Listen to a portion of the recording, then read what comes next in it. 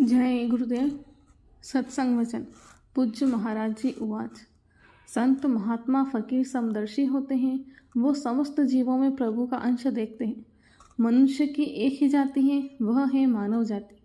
सत्संग में शब्द और नाम का प्रचार किया जाता है। यह कोई कथा वार्ता कीर्तन या नाच गाना नहीं है।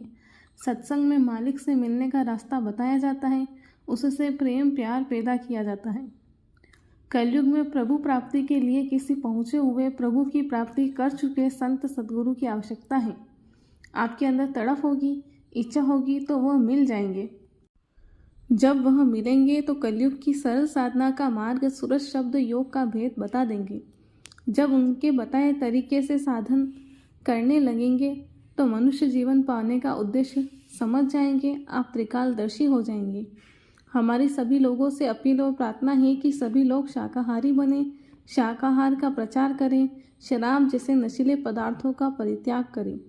आजकल नई नई बीमारियां जो फैली हुई हैं उनका कारण अशुद्ध खान पान है, कीटनाशकों और रासायनिक खादों का प्रयोग है। इस संसार के सामानों में सुख तब मिलेगा जब तक हम अपने गुरु की उंगली पकड़े रहेंगे। जिस प्रकार मेले में बच्चा जब तक अपने पिता की अंगुली पकड़े रहता है वह मेले के सामानों को देखकर खुश होता है, लेकिन अंगुली छूट जाने पर वही सामान उसको सुख नहीं देते, आनंद नहीं देते। वह रोता हुआ घूमता रहता है। दोनों आंखों के मध्य भाग में जीवात्मा की बैठक है। उसका प्रकाश शरीर में नीचे के चक्रों में फैला हुआ है। सारा ब्रह्मांड शब्द पर टिका हुआ है। पोथी पढ़ी पढ़ी जग मुआ, पंडित भयानक कोय, ढाई अक्षर प्रेम का पढ़े सो पंडित होय। जिस ढाई अक्षर की बात कबीर साहब ने किया है वह प्रेम नहीं, प्रेम में तो मात्रा आती है, वह है शब्द। संत सद्गुरु महापुरुष जब मिलते हैं तब सूरज शब्द योग का भेद बताकर जीवात्मा के फैले हुए प्रकाश को समेटने के लिए शब्द को सुनने का तरीका बताते हैं। उसी को भजन कहते हैं। प्रभु से मिलने का प्रेम और प्यार पैदा करते हैं। जिस प्रकार मंदिरों में घंटा शंख बजाया जाता है उसी तरह मनुष्य मंदिर में यह शब्द जीवात्मा के कान तक निरंतर आ रहा है। हिंदू महात्माओं ने इसे देववाणी अनहद वाणी कहा। मुसलमान फकीरों ने कलमा और नानक जी ने दूर की वाणी गेब की वाणी कहा। कलयुग में सूरज शब्द योग की साधना सनातन मार्ग है। मेरे गुरु महाराज परम संत बाबा जय गुरुदेव जी महाराज ने अच्छे समाज के निर्माण के लिए सतत अथक परिश्रम किया। उसी का परिणाम है कि आज घर घर में यह नारा गूंज रहा है कि बाबा जय गुरुदेव जी महाराज का कहना है शाकाहारी रहना है, शाकाहारी रहना है। 20 करोड़ों लोगों के हाथों में से हथियार, लाठी, डंडे, गोला बारूद, तमचे, बंदूकें, तीर, तलवारें फेंकवा कर उनके हाथों में भगवान के भजन की माला पकड़ा देना कोई साधारण काम नहीं, असाधारण काम है। हमारी सबसे प्रार्थना है हाथ जोड़कर विनय हमारी हो जाए सब शाकाहारी। संत महात्मा जाति मजहब धर्म की सीमा से परे होते हैं। वह कोई जाति मजहब कौम कौमियत बनाने या लोगों के हाथों में डंडे तलवारें या बंदूकें पकड़ाने नहीं आते हैं। वह तो सबके होते हैं। वह तो समदर्शी होते हैं। सब में प्रभु परमात्मा का अंश खुदा का नूर देखते हैं। धर्म जाति मजहब की लड़ाइयाँ अज्ञानता और महापुरुषों की शिक्षा और तालीमों से भटक जाने का परिणाम है। हमने बहुत लड़ लिया और दंगे फसाद किए, बहुत निंदा आलोचना नुक्ताचीनी की।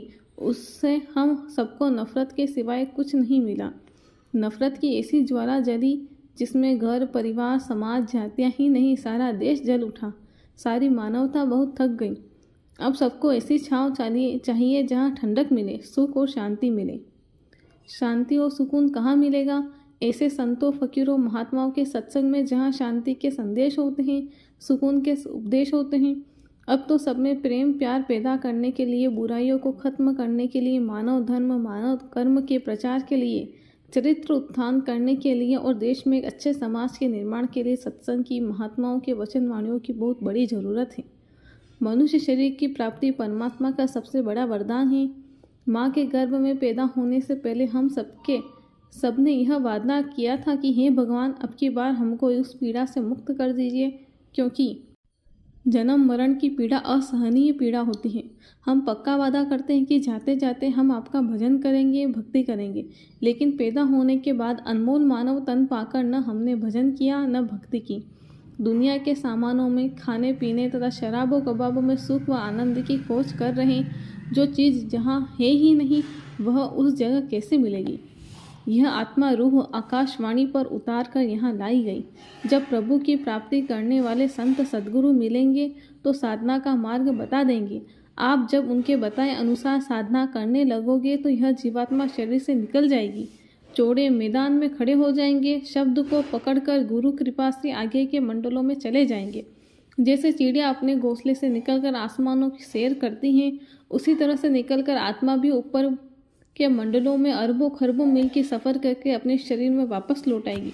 रास्ता सच्चा है, आप करेंगे तो आपकी सूरत भी आसमान में चढ़ेगी, ऊपर के लोगों का नज़ारा देखेगी और अपना मानव जीवन सफल हो जाएगा। भक्ति का मार्ग बहुत गंभीर और ठोस मार्ग है। धीरे धीरे चलने पर मंजिल मिलती है।